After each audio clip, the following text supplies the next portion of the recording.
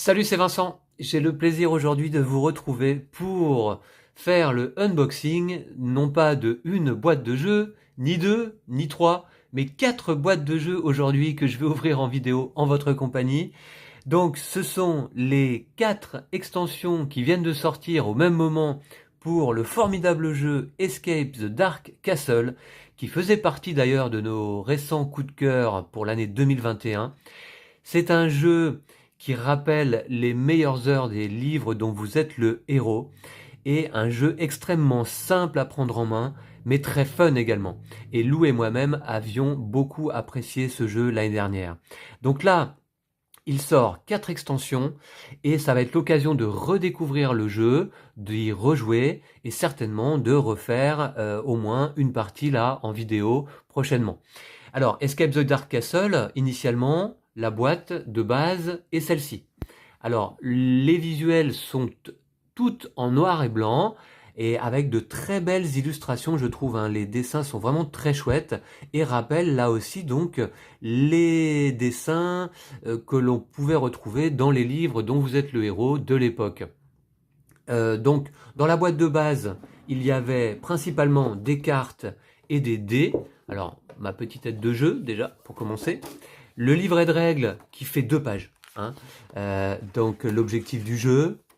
Ensuite, ici, la mise en place. Hyper rapide. On peut mettre en place une partie en même pas 2 minutes et puis commencer à jouer. Des parties environ de 30 minutes, voire 45 minutes. Donc les parties sont rapides, on peut les enchaîner. C'est un peu du die and retry parce que le jeu est pas forcément simple, hein, à gagner. On doit comment dire, explorer un donjon, un château sombre, jusqu'à trouver le boss, et il faut vaincre le boss, c'est la seule condition pour gagner la partie. Comment jouer ici? La description des cartes objets et leur utilisation, et puis la phase de combat, voilà, à coup de lancer de dés, et puis c'est tout. Jouer en solo, on prend 2 personnages, et puis on se lance dans l'aventure. Alors là, c'est un petit flyer pour la sortie prochaine, j'espère, en français, de Escape the Dark Sector, hein, puisque l'éditeur Themborn a prévu, enfin c'est déjà sorti en version anglaise, et donc là cette fois-ci c'est dans comment dire, une thématique futuriste, l'adaptation du jeu. Donc ça peut être très intéressant également. Voilà. Donc du coup, c'est un jeu de Thomas Pike, Alex Crispin et James Shelton. Et l'art et le design graphique est de Alex Crispin. Voilà. Donc je le précise parce que vraiment, moi j'aime beaucoup les illustrations dans ce jeu. Là, je m'étais imprimé la petite FAQ des règles générales. Même si je vous le dis, hein, le jeu est extrêmement simple.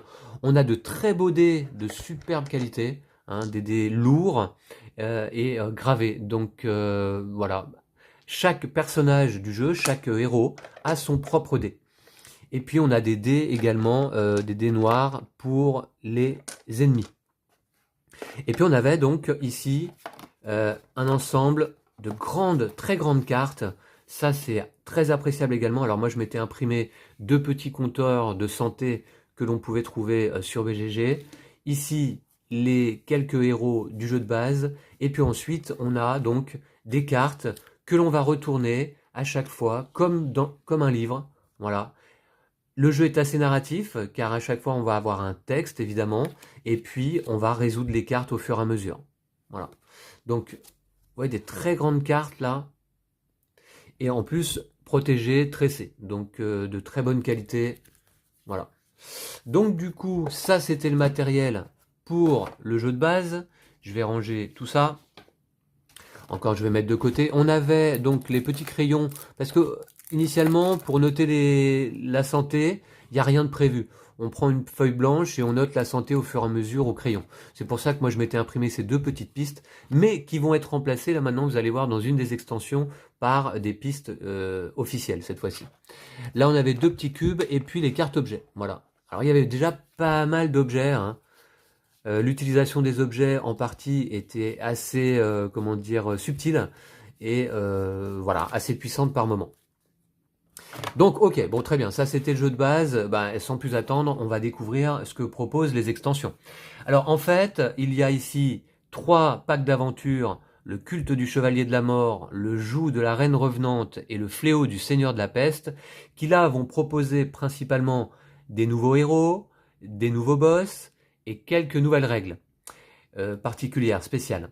Et puis en dessous, vous pouvez le voir, il y a ici une immense boîte, car elle est plus grande, je vais vous dire, que ma boîte de Cthulhu Death May Die, ou même que de ma boîte de Ankh, c'est pour dire. Alors, l'épaisseur, déjà, est très importante, mais alors surtout le format, hein, au niveau longueur, largeur, ça rentre tout juste, je vous dirais, dans ma toute nouvelle ludothèque.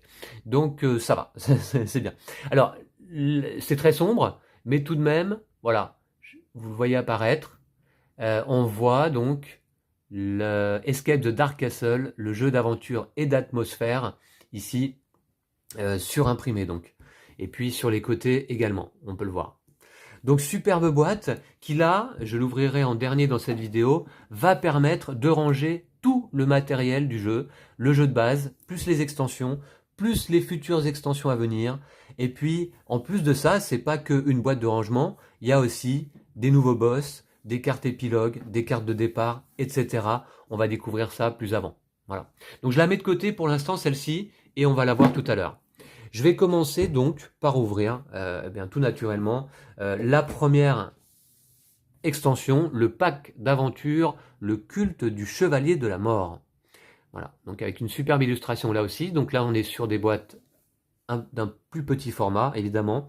Là, on va avoir 15 cartes de chapitres. Alors, c'est génial ces extensions parce que ça va rajouter énormément de variabilité aux parties, de rejouabilité. Car dans le jeu de base, on avait combien de cartes? Peut-être, je ne sais plus exactement, une quarantaine, non? Je vais regarder. On avait 45 cartes de chapitres, voilà, c'est ça. Et 6 personnages. Et puis il y avait combien d'objets? 35 cartes objets. Vous allez voir donc que les extensions vont rajouter énormément de cartes de chapitres. Donc là déjà 15 dans ce pack. Pas mal de personnages supplémentaires. On avait 5 boss initialement. Et là on va avoir également de nouveaux objets. Donc qu'est-ce qu'on nous dit? Soyez les bienvenus prisonniers dans une nouvelle ère du Dark Castle. Le chevalier de la mort a gagné en notoriété. Son culte sombre apporte de nouveaux dangers au château et ses malédictions mortelles tourmentent ceux qui cherchent à s'échapper. Ouais, je suis assez excité là d'ouvrir toutes ces boîtes et surtout en fait, ça va être le grand plaisir d'y rejouer. Parce que ça fait quelques mois en effet qu'on n'a pas sorti le jeu. Hein.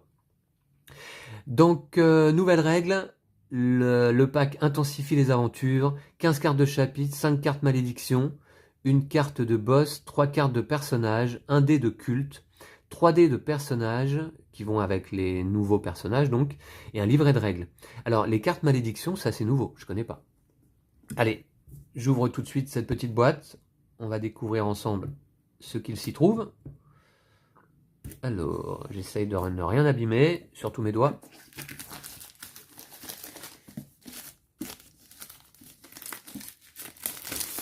Voilà, alors, donc... Très bonne qualité d'édition, hein. Ça se sent déjà à l'ouverture de la boîte, le carton très épais, protégé là aussi. Superbe. Alors, le livret de règles additionnelles. Ok. Alors j'espère simplement que ça va pas ajouter des règles trop complexes à ce jeu qui a le mérite d'être extrêmement simple et son côté fun vient notamment de sa simplicité. Mais enfin bon, je me fais pas de soucis en vérité, parce que je pense que ça va rajouter quelques petites règles selon les boss, les personnages ou les extensions qu'on va utiliser. Voilà, donc là comment utiliser cette extension? Vous pouvez aussi mélanger tout le contenu de ce pack avec le jeu de base. D'accord. Alors, mise en place du jeu, créer le château. Le deck château. D'accord. Piocher des cartes objets. Ah oui, c'est vrai qu'on prenait 15 cartes en fait pour constituer le château. Donc là, on peut prendre les 15 cartes contenues dans cette extension pour former le deck. Où on l'a vu donc mélanger toutes les cartes ensemble. Piocher des cartes objets marquées par la mort. Lorsque la malédiction marquée par la mort est piochée, appliquez les différents effets suivants. Dégâts supplémentaires, un personnage marqué par la mort ne peut pas se reposer, rallier le culte. Intéressant. Après le combat. Ok. Bon voilà, donc vous voyez, donc quelques règles, mais vraiment minimes, rajoutées par l'extension. Ici, les cartes de chapitre, les nouvelles. Alors, on va pas les découvrir dans le détail, évidemment, hein, on va se réserver la surprise pour les parties, mais on peut le voir, à ne pas lire tant que vous n'avez pas complété la dernière carte de chapitre. D'accord, ok. Et puis, ben, le dos noir. Et puis voici, donc les nouveaux personnages. Mason, Hunter, Bishop, et ensuite bah, quelques nouvelles cartes de chapitre. En effet, on va regarder rapidement les illustrations. Ouais. Alors, ça plaira pas à tout le monde, hein, je le sais, mais moi personnellement j'aime beaucoup. Hein. Puis on est vraiment vraiment dans le style de ce qu'on pouvait voir dans les livres dont vous êtes le héros hein, à l'époque. Voilà. Ok, donc comme je vous disais, beaucoup de rejouabilité. Alors le Chevalier de la Mort, bah, c'est le nouveau boss, hein, je pense. Hein. Un boss là dans cette extension, c'est ça? Oui, il me semble. Hein. Effectivement, le Chevalier de la Mort. C'est celui qui apparaissait sur la couverture de la boîte. Voilà. Ok, bah écoutez, on verra quand on aura à l'affronter parce que les boss, on les pioche au hasard en fait avant de débuter une partie. Ensuite, on a ici donc 4 nouveaux dés. Bah, un dé de culte et un dé pour chaque nouveau personnage. Avec le nom écrit dessus. Voilà pour Hunter. Voilà le dé pour Bishop. Et puis le dé de culte donc. Ouais, qui se présente comme ça, là, avec des faces spéciales. Des faces à bord noir, ok. Bon, à découvrir là aussi le fonctionnement. Ici, les nouvelles cartes. Alors, c'est pas des cartes objets, c'est des cartes, on a dit, de marquées par la mort, hein, c'est ça? Malédiction, pardon. Carte malédiction. Ouais. Intéressant, il y en a 5 simplement. Esprit agité, marqué par la mort, vortex temporel, blessure invalidante, déclin accéléré. Ouais, ça va être super intéressant d'intégrer ces extensions au jeu de base. Alors, je mets ça de côté. Je me propose à la toute fin de cette vidéo de vous montrer comment tout cela va pouvoir se ranger donc dans la grande boîte, hein, dans la Deluxe Box, on va dire. Voici pour le premier pack d'aventure. Alors le deuxième, il est ici. Le joug de la reine revenante. Donc là, pareil, je suppose que ça va être un boss à affronter, hein, la reine revenante. Qu'est-ce qu'on a ici? 15 cartes de chapitre à nouveau, un boss, 2 objets, 3 cartes de compagnon, ça va être une nouvelle mécanique de jeu, 3 cartes d'événements, un dé de livre de sorts, et puis le livret de règles. Ok. Allez.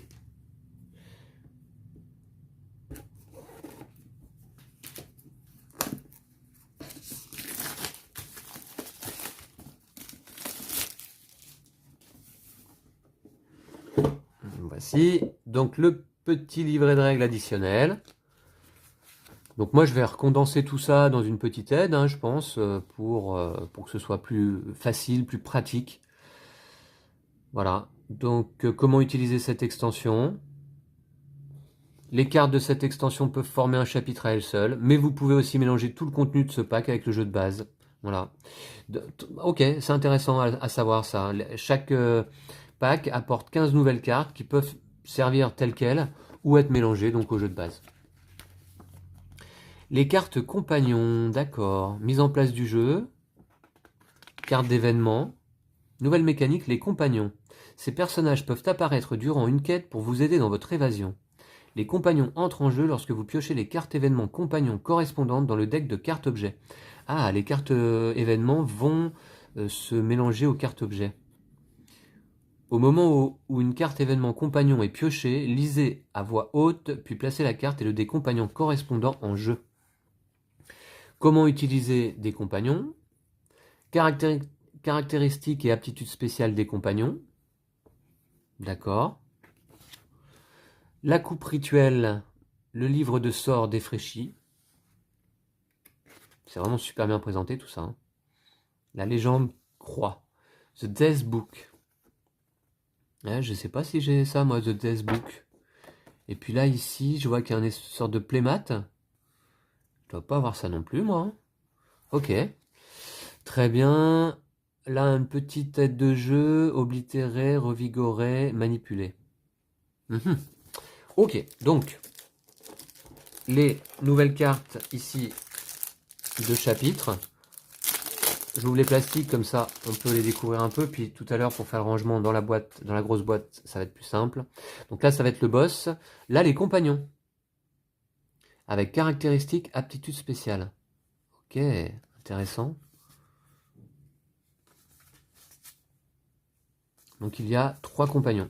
Puis ensuite, des cartes de chapitre habituelles, avec à chaque fois une nouvelle histoire, de nouvelles rencontres, de nouveaux événements à affronter. Voilà, on voit les illustrations. C'est dark, hein, effectivement, comme son nom l'indique. Et puis la reine revenante, donc. Mourez afin que je puisse torturer votre âme pour l'éternité. Eh ben, beau programme, hein. Ça donne pas envie. Alors là, les cartes d'événements, donc.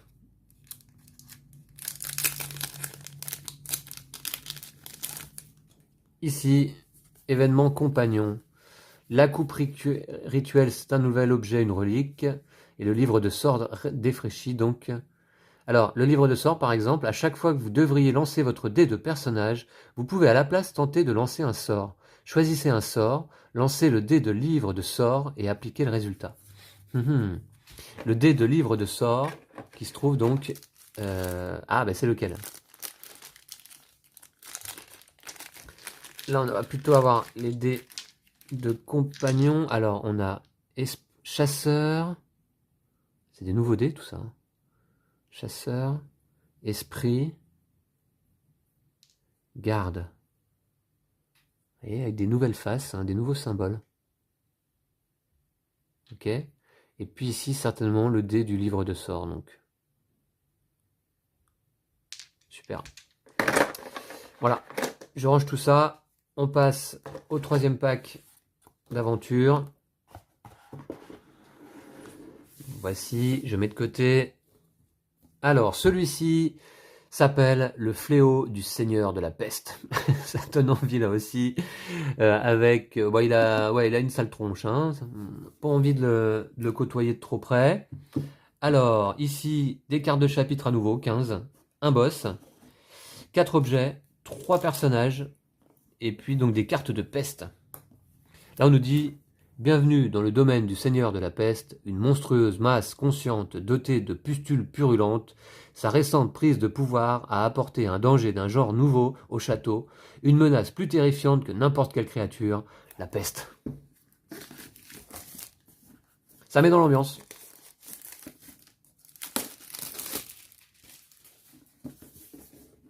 Ouais, parce que c'est une des qualités du jeu aussi, hein. Il est assez immersif, hein, avec peu d'éléments, peu de matériel, un peu de texte, des illustrations en noir et blanc.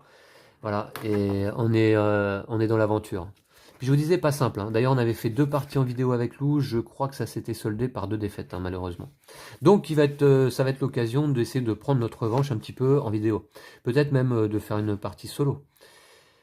Voilà, donc là, comment utiliser cette extension un peu de la même façon que les autres. Hein. Mais on a la peste. Chaque joueur commence la partie en étant sain, mais peut être infecté par la peste en cours de partie. D'accord. La peste vous tue doucement mais sûrement. Faire un jet de peste, combat contre un pestiféré, prendre des objets d'un pestiféré, les nouveaux personnages, la besace. Normalement, un joueur peut porter seulement 2 objets, c'est vrai, un dans chaque main. La besace ne compte pas dans cette limite, puisque vous la portez sur l'épaule, ce qui signifie qu'un joueur peut porter un objet à 2 mains, ou 2 objets à une main, en plus de la besace. D'accord. Tant qu'il est en possession de la besace, un joueur peut stocker 2 objets supplémentaires dans ce sac, et porter donc un maximum de 4 objets en tout, en plus de la besace. Eh, c'est intéressant, hein, quand on sait que les objets sont quand même vraiment puissant là, dans ce jeu. Alors, les nouvelles grandes cartes. Que de matériel! Ça, c'est le boss. Les nouveaux personnages, Fletcher, Shepherd et Butcher. Ok? Et puis, bah, des cartes de chapitre, dont on va juste voir rapidement les illustrations. Voilà. Pour faire honneur à Alex Crispin, qui est un des auteurs du jeu, mais également l'illustrateur.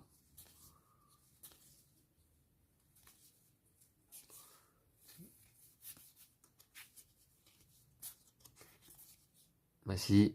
Et puis, le Seigneur de la Peste, le voilà.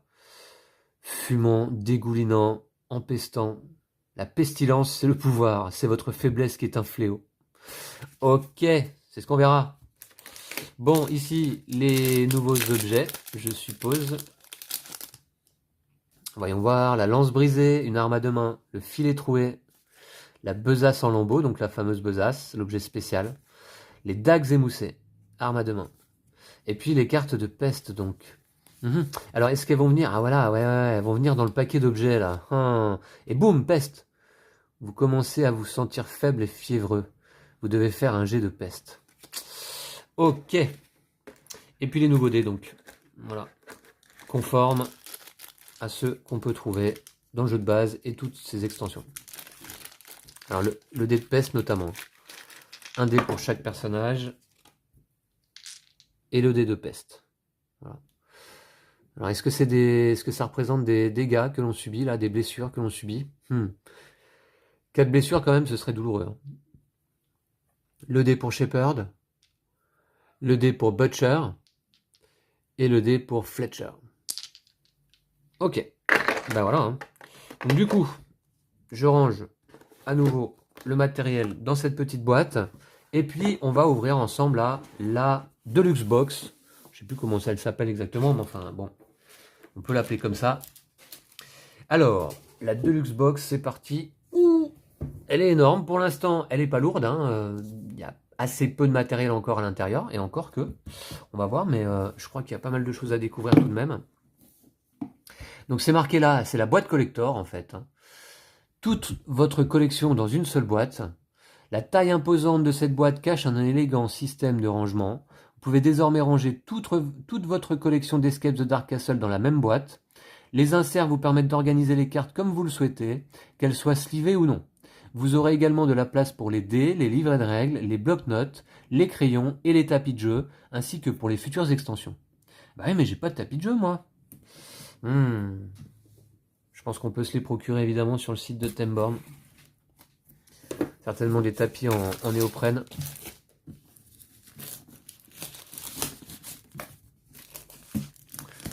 Enfin bon, pour l'instant, je vais être pas mal au niveau de Escape the Dark Castle là. Je vais pas nécessairement chercher à me procurer plus de matériel que ça, à part peut-être les futures extensions justement, qui apporteront encore plus de rejouabilité au jeu. Allez, c'est parti, j'ouvre cette boîte. Voilà. Et voilà, donc, un insert ici, d'accord. Ouais, vous voyez un petit peu comment ça se présente. Alors en fait, là il y a un petit sac, des éléments à l'intérieur, on va voir après ce que c'est. Ok, donc ici on va pouvoir ranger, je pense, les cartes de chapitre, les différents éléments. En fait, cet insert, il est fait comment là? D'accord, c'est un insert plastique, comme on a l'habitude de voir, sauf que là, on a vraiment du plastique épais, hein, je le sens.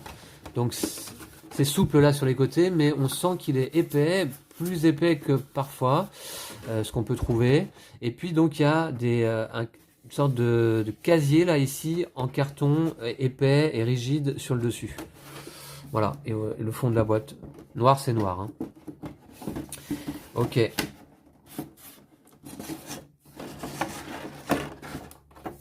Alors ici, on a donc un livret de règles supplémentaire d'abord, de la boîte collector. Alors l'application, je me rappelle que j'avais essayé de télécharger effectivement l'application à l'époque et qu'elle était peut-être pas encore sortie. Voilà, donc je l'avais pas trouvé en tout cas. Donc là, pensez à Escape the Dark Castle comme une caisse à outils. C'est à vous de décider lors de la mise en place de chaque partie les éléments que vous souhaitez intégrer. Vous pouvez décider de tout mélanger pour un maximum de variété ou au contraire intégrer à chaque fois seulement quelques éléments pour modeler le jeu selon votre préférence. Ouais, ouais, c'est super souple hein, au niveau de la mise en place. Génial. Les cartes défauts. Les défauts donnent au personnage une capacité spéciale sur laquelle s'appuyer pendant la quête.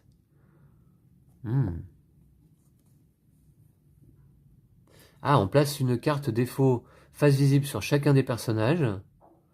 Et ensuite, chacun choisit un personnage parmi les combinaisons disponibles. D'accord.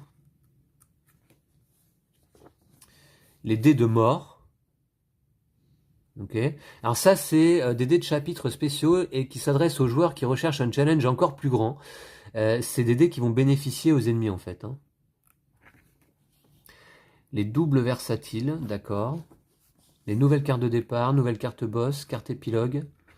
Alors les cartes de départ c'est intéressant car ça va permettre d'avoir un fluff différent au début de chaque partie. Des nouveaux boss, d'accord. Et des cartes épilogues. Là c'est pareil, à chaque fin de partie il va y avoir un épilogue différent. Donc pas mal aussi. Les pistes de suivi de PV, je les ai pas vues. Elles sont peut-être... Ah oui, si, elles sont là, ok. Voilà. Et puis donc là, à nouveau, Escape the Dark Sector. Ah, qui me fait très envie du coup. Hein. Ok. Donc, alors, les livrets de règles, en fait, ils vont pouvoir être rangés ici, ouais. Donc là, et puis alors, il y a des cartes d'aide de jeu également. Donc les cartes d'aide de jeu. Voilà. Bah écoutez, c'est bienvenu. Hein. Donc on peut jouer jusqu'à 4 hein, au jeu. Donc il y a 4 cartes. Ça, donc, c'est quoi? Ah bah c'est les cartes, donc, défaut. Crédule, obstiné.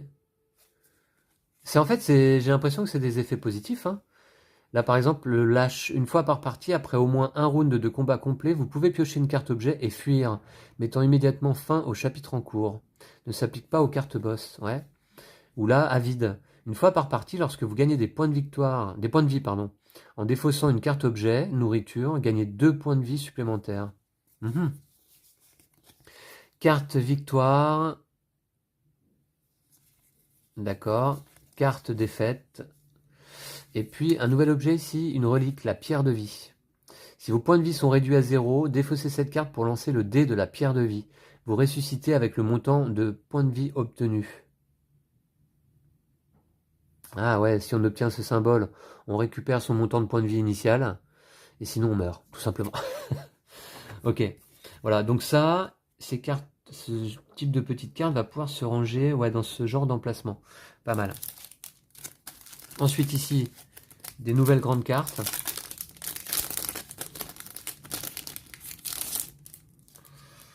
Alors, donc là, c'est des boss. Retourner pour commencer. Ça, c'est les cartes de départ.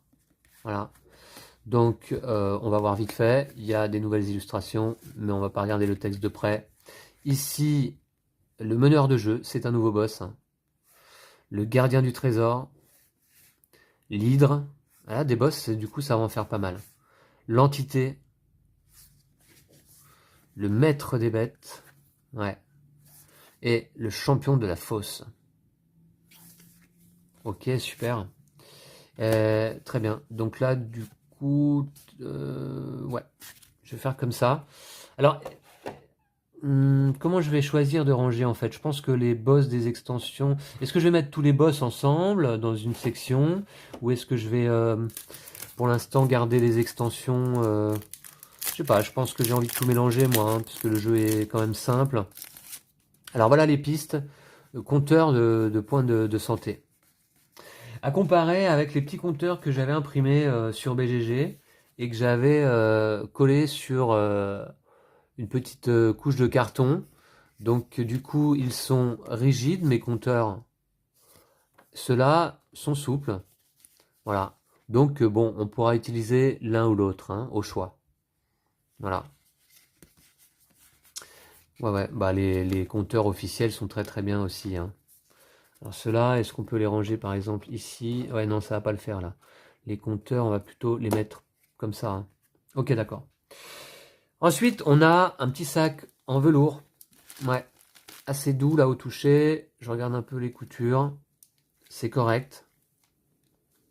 C'est correct, il n'y a pas de fil qui dépasse. Ça a l'air bien. Alors là, donc on va avoir des dés. Différentes choses. Ouh, ça c'est bien ça par contre, j'aime bien. Des petits crânes pour noter les points de vie. Ça c'est chouette. Ça va remplacer les cubes initialement prévus. Ouais, c'est des petits crânes en métal là carrément, hein, parce qu'ils sont bien lourds. Hein. Voilà, je vais vous montrer de plus près. Voilà. Ouais, ils sont assez lourds. C'est du métal. On l'entend. Voilà, au bruit. Ça c'est cool. Pour noter donc les points de vie sur les pistes de santé. Voilà, démonstration, tout simplement. Tac, ici, tac. Voilà, et alors on se rappelle que lorsqu'un personnage meurt, même si on est plusieurs hein, dans la partie, lorsqu'un personnage meurt, eh bien la partie se termine immédiatement sur une défaite.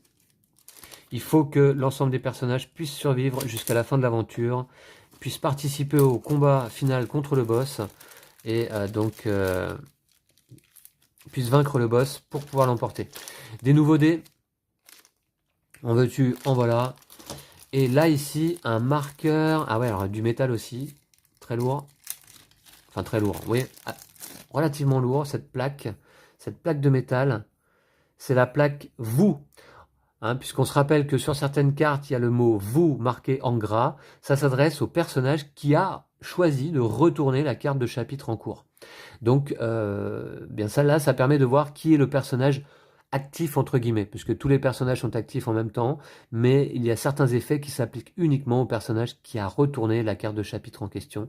Donc là, ça permet de donner ce marqueur au personnage, au joueur en question, et de savoir exactement, sans aucun doute.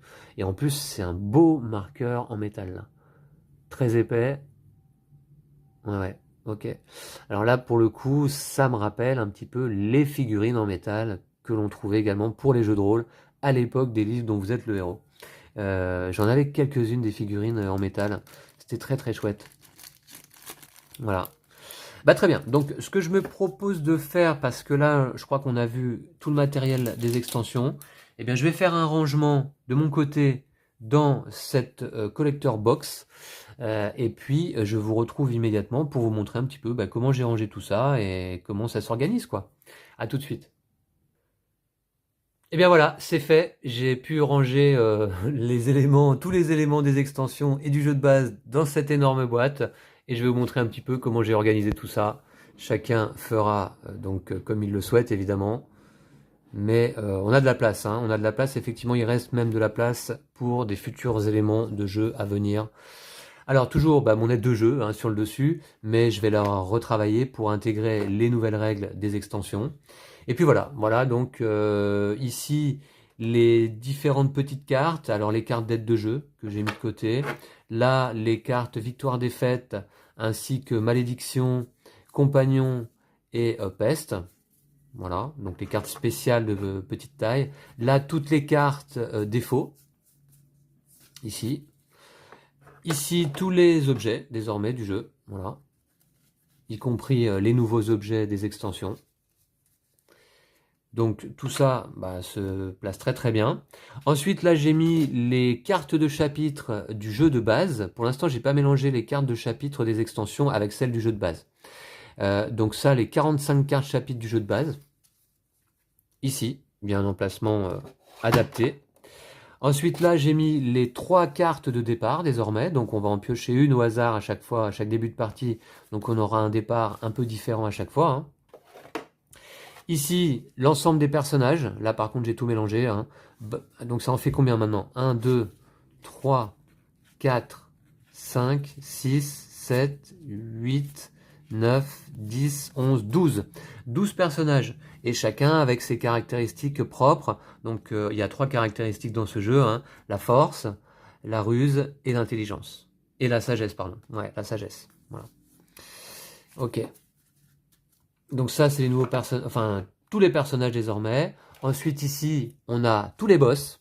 Et là, j'ai compté déjà, il y en a 14 au total. Ouais, donc ça augmente pas mal hein, le nombre de boss possible. Donc ça c'est vraiment chouette. Hein. Là maintenant il y a une rejouabilité de fou là avec tous ces boss hein, et tous ces personnages. Hein. Sans compter la rejouabilité donc apportée par les cartes de chapitre. Puisque désormais il y a 45 nouvelles cartes de chapitre au total, ce qui double le nombre de cartes chapitres initiales. Hein. Donc les justement 15 cartes de chapitre de chacune des extensions, que pour le moment je n'ai donc pas mélangé. Ici un paquet, un deuxième paquet, et puis un troisième paquet de cartes chapitres. Voilà. Et puis ici c'est les cartes compagnons. Voilà. Le chasseur de sorcières, l'esprit de la première détenue et le garde déserteur. Et c'est ça. Et on a vu qu'ils avaient chacun leur dé. Hein. Alors, ensuite là, bah, la petite FAQ, ça rentre. Les livrets de règles, donc du jeu de base, des extensions, de la boîte collector. Ici, les pistes les compteurs de points de vie et le petit bloc-notes initial qui servait à compter les points de vie, hein, mais maintenant on va plus en avoir besoin. On va utiliser ces beaux crânes en métal sur les compteurs imprimés, voilà. Ici, l'ensemble des dés, je vous montre après. Là, j'ai placé le jeton vous, là, les petits crânes, justement, et puis là, les 4 petits crayons papier qui servaient donc normalement pour compter les points de vie, pour noter les points de vie au fur et à mesure. Et là, maintenant, on a tous les dés du jeu dans cette bourse en velours. Je vous montre, voilà. Ça en fait un beau paquet, dont le dé doré, le dé de H, que j'avais pu me procurer en, comment dire, en élément bonus auprès de ma boutique de jeux. Voilà, donc bah ouais, pas mal de dés désormais, va falloir s'y retrouver par contre, parce que là tout est mélangé pour le coup. Bon, enfin bon, ce sera pas si compliqué. Voilà donc pour aujourd'hui, et pour Escape the Dark Castle, bah, ça me donne évidemment très envie de rejouer au jeu. J'espère trouver le temps de tourner une vidéo à nouveau d'une partie là. Alors soit avec Lou, soit en solo. On avait fait 2 parties à 2 joueurs, donc ce serait peut-être l'occasion de faire une petite partie en solo. Voilà.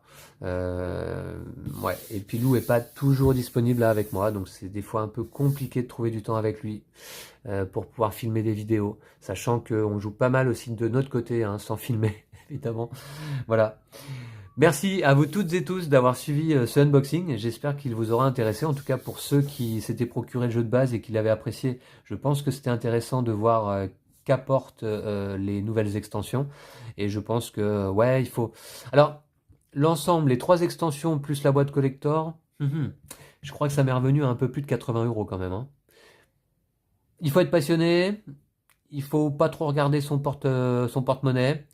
Voilà, mais là désormais, ça me fait une très très belle boîte à comparer. Alors, très belle boîte, la boîte du jeu de base est très belle également, hein, je préfère même hein, avec l'illustration. Mais au niveau du format, là maintenant, il n'y a rien à voir. J'avais ce jeu et maintenant j'ai celui-ci. Voilà, mais je vous dis, ça rentre pile poil dans ma ludothèque. Ouf. Donc très bien. Donc voilà. Merci à vous toutes et tous. Et puis on se retrouve très très vite pour une partie ou pour un autre unboxing. On verra ça. D'ici là, prenez soin de vous et de vos jeux de société. Salut.